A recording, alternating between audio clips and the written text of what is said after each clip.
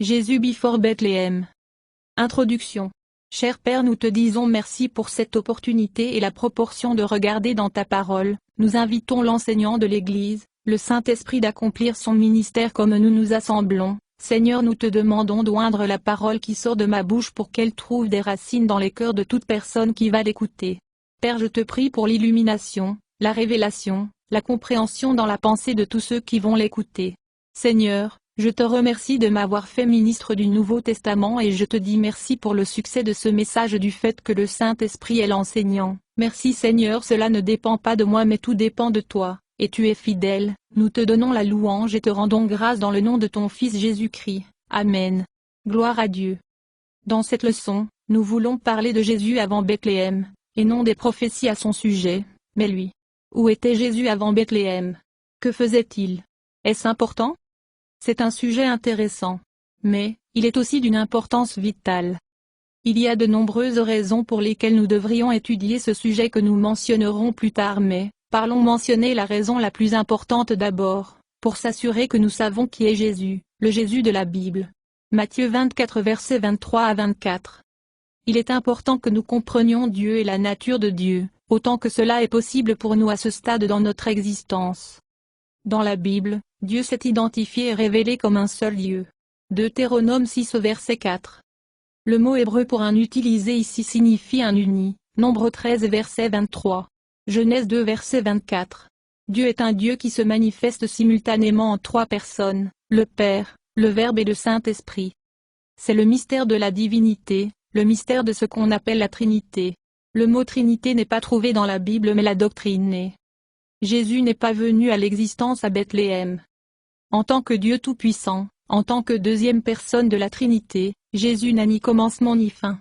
Il préexistait avec le Père. Jean 1 verset 1. Jésus a simplement pris un corps de chair et de sang, a pris une nature humaine complète, quand il est entré dans celui de Marie utérus et est né à Bethléem. Jean 1 verset 14. Hébreux 10 verset 5. Jésus a été impliqué dans l'œuvre du Père depuis avant la création. Jean 17 verset 5 et maintenant, Père, glorifie-moi avec toi-même et rends-moi une telle majesté et honneur en ta présence comme je l'avais avec toi avant que le monde n'existe. Bible amplifiée. Jésus était un participant à la création. Genèse 1 verset 26. Jean 1 verset 3,10. Colossiens 1 verset 16. Hébreux 1 verset 2. Jésus a interagi avec son peuple bien avant d'entrer dans un corps dans le sein de Marie et est né dans ce monde. Dans Daniel 3, lorsque Shadrach, Meshach et Abednego ont été jetés dans la fournaise ardente, Jésus est entré avec eux pour les livrer. Verset 25. Vous rendez-vous compte que le quatrième homme dans le feu avec eux était Jésus? Jésus préincarné. Jésus avant qu'il ne prenne chair. Jésus n'est pas appelé Jésus dans ses apparitions préincarnées, pré-Bethléem. Il n'a pas pris le nom de Jésus-Christ jusqu'à ce qu'il ait pris chair et soit né dans ce monde. Dans ses apparences de l'Ancien Testament, Jésus est le plus souvent appelé l'ange du Seigneur, pas un ange, mais l'ange. Nous ne parlons pas d'un être créé, mais de Dieu Tout-Puissant. Ange en hébreu signifie messager ou envoyé. Jésus est l'envoyé de Dieu le Père, le message de Dieu le Père pour nous. Jean 4 verset 9, verset 14. Hébreux 1 verset 1 à 3. En étudiant l'ange du Seigneur dans l'Ancien Testament, nous trouvons des choses intéressantes. Aux endroits où il apparaît, il est clairement identifié comme Dieu, mais il est clairement distinct de Dieu ou Jéhovah, le nom le plus courant dans l'Ancien Testament pour Dieu. L'ange du Seigneur n'apparaît pas du tout dans le Nouveau Testament après que Jésus a pris chair. L'ange du Seigneur était le Seigneur visible Dieu de l'Ancien Testament tout comme Jésus-Christ était et est dans le Nouveau Testament. Jean 1 verset 18. 2 Corinthiens 4 verset 4. Hébreux 1 verset 3. Commençons par regarder Jésus et la génération d'Israël, Dieu puissamment délivré de l'esclavage en Égypte. Corinthiens 10 verset 1 à 4 nous dit que Jésus est allé avec Israël dans leur voyage d'Égypte à la terre promise. Le mot suivi signifie littéralement aller avec eux. Jésus préincarné est allé avec eux. Le rocher qui a empêché Israël d'avoir soif pendant son voyage était Jésus, Jésus préincarné. Au temps grec, est une action continue. Le roc qui les a soutenus tout au long de leur voyage était Jésus. Ce n'était pas une roche naturelle, bien que l'eau ait jailli 2 fois d'une roche. Exode 17 verset 1 à 7. Nombre 20 verset 1 à 13. Ce rocher les a suivis, C'est Jésus qui a appelé Moïse pour conduire le peuple d'Israël hors de la servitude en Égypte. Exode 3 versets 1 à 6. Remarquez, l'ange du Seigneur est clairement Dieu, pourtant il est distinct de Dieu parce qu'il est identifié en tant qu'ange ou messager de Dieu. L'ange du Seigneur a donné à Moïse un nom pour lui-même, le même nom que Jésus a donné pour lui-même quand il était sur terre, je suis. Exode 3 verset 14. Jean 8 verset 58. Cela nous donne de la lumière sur Hébreux 11 versets 26 à 27 où on nous dit que Moïse a choisi de suivre Christ plutôt que s'accrocher aux richesses de l'Égypte. Comment Moïse a-t-il connu le Christ? Du buisson ardent. L'ange du Seigneur alla devant Israël et les conduisit hors d'Égypte. La nuée et la colonne de feu sont clairement identifiées comme l'ange du Seigneur ou Jésus préincarné. Exode 13 versets 21 à 22. Exode 14 versets 19 et 20. Israël a traversé la mer Rouge et a campé au mont Sinaï tandis que Moïse a reçu la loi de Dieu. Avant qu'ils ne partent pour le reste de leur voyage vers la terre promise, Dieu leur a promis que son ange irait avec eux et les ramènerait dans le pays. Exode 23 versets 20 à 23. Verset 21. Méfiez-vous de lui, cela signifie le vénérer. Il ne pardonnera pas vos transgressions. C'est une autre preuve que l'ange est Dieu. Les hommes et les anges ne peuvent pas pardonner le péché. C'est aussi une déclaration de miséricorde. C'est un avertissement à Israël, vous pouvez aller trop loin dans votre incrédulité. L'incrédulité leur a finalement coûté la terre promise. Verset 21. Mon nom est en lui est une autre preuve que l'ange est Dieu. Colossiens 2 verset 9. Rappelez-vous, 1 Corinthiens 10 verset 1 à 4 identifie cet ange comme le Seigneur Jésus-Christ. Avez-vous déjà remarqué que Icor 10 2.9 nous dit que ces gens ont tenté le Christ? Vous êtes-vous déjà demandé comment les gens de l'Ancien Testament pouvaient tenter le Christ, ou comme la Bible amplifiée dit, essayez sa patience, devenez une épreuve pour lui, évaluez-le de manière critique et exploitez sa bonté? Jésus préincarné était avec eux, les dirigeants, les guidants et les aidants, et ils ont interrogé sa provision, sa guidance et la gestion de leur vie alors qu'il voyageait avec eux. Exode 17 verset 7. Une fois qu'Israël a enfin atteint la terre promise après 40 ans d'errance dans le désert en raison de leur propre incrédulité, l'ange du Seigneur, Jésus préincarné, ne les a pas abandonnés.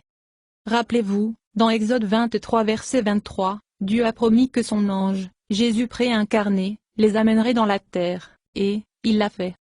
Dieu a suscité Josué pour prendre la place de Moïse et conduire Israël dans le pays. Deutéronome 34 verset 9. Josué 1 verset 1 à 2. Dieu dit à Josué, je serai avec vous comme j'étais avec Moïse. Josué 1 verset 5. Comment était Dieu avec Moïse? Tel que je suis, en tant que Jésus préincarné. Exode 3 verset 12 à 14. Hébreux 11 verset 27 nous dit que Moïse a vu Dieu qui est invisible. Comment? À travers Jésus qui est la visible manifestation de la divinité, l'Ancien Testament et le Nouveau Testament. Après qu'Israël a traversé le Jourdain et est entré dans le pays, Josué était en train de dimensionner la première ville où il devait combattre, Jéricho. Là-bas, il a rencontré Jésus préincarné. Josué 5 versets 13 à 15. Jésus s'est identifié comme le capitaine de l'armée du Seigneur ou le commandant en chef de l'armée du Seigneur. Vivant. Remarquez ces indices sur son identité. C'est clairement Dieu, clairement Jésus. Josué l'appelle Seigneur et l'adore, et il l'accepte. V14. Quel est le nombre un commandement que Dieu a donné à Israël jusqu'à ce point? N'adorez aucun Dieu, quoi que ce soit ou n'importe qui, sauf moi.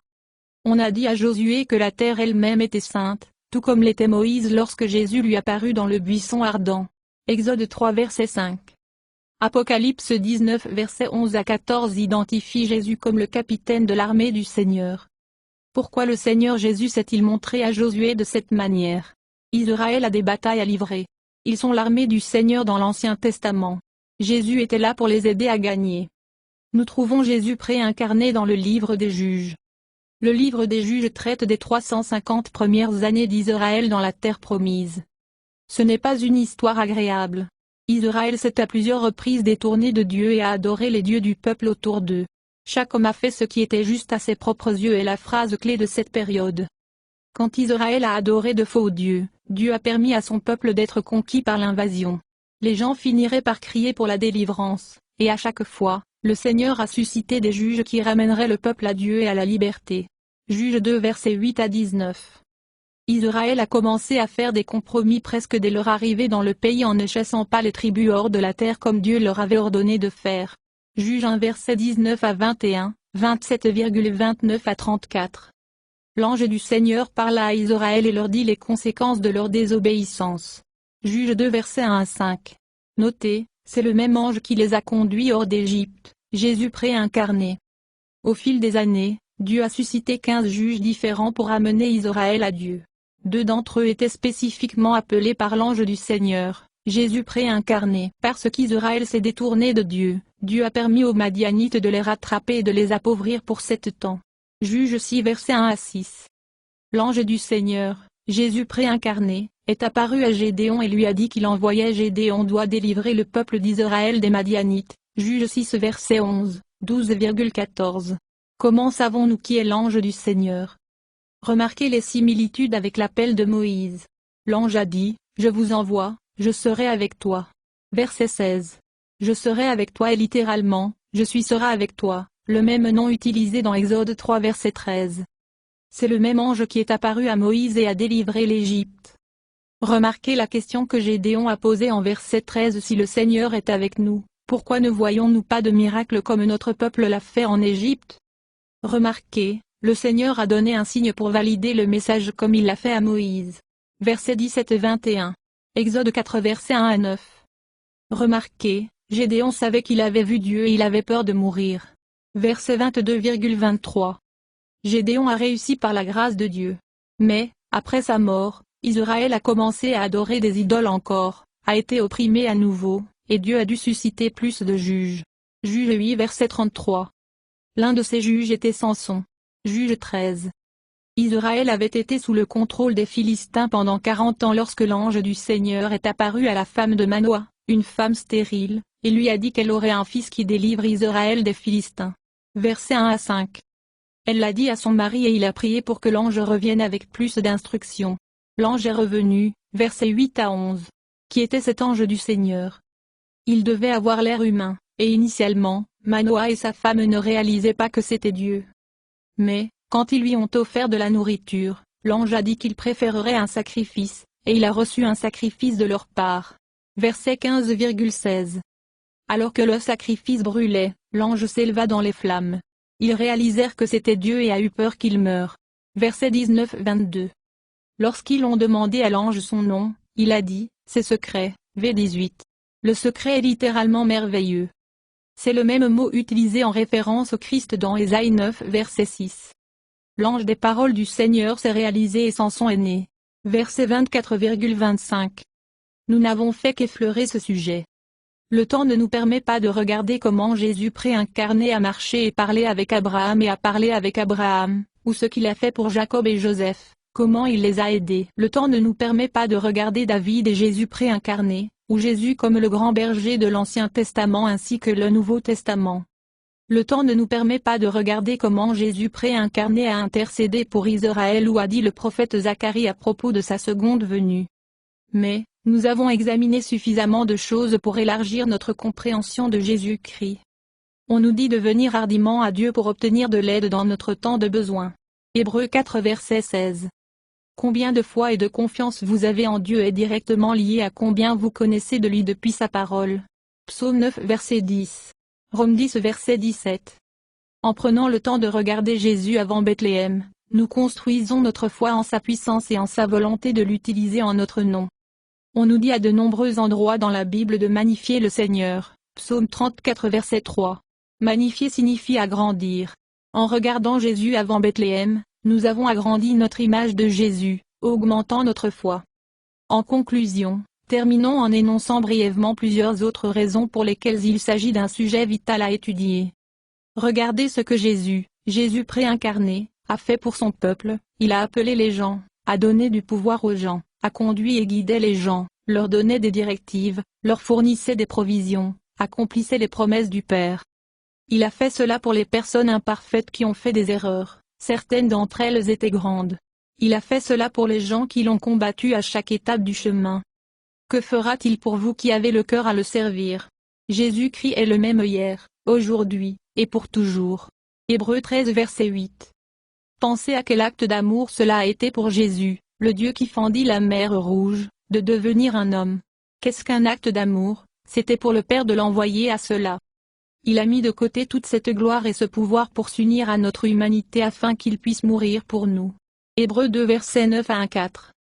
Philippiens 2 versets 6 à 7 qui, bien qu'étant essentiellement un avec Dieu et sous la forme de Dieu, possédant la plénitude des attributs qui font de Dieu, ne pensait pas que cette égalité avec Dieu était une chose à être avidement saisie ou retenue, mais dépouillé de lui-même, de tout privilège et dignité légitime, afin d'assumer le déguisement d'un serviteur, esclave, en ce qu'il est devenu comme les hommes et est né un être humain.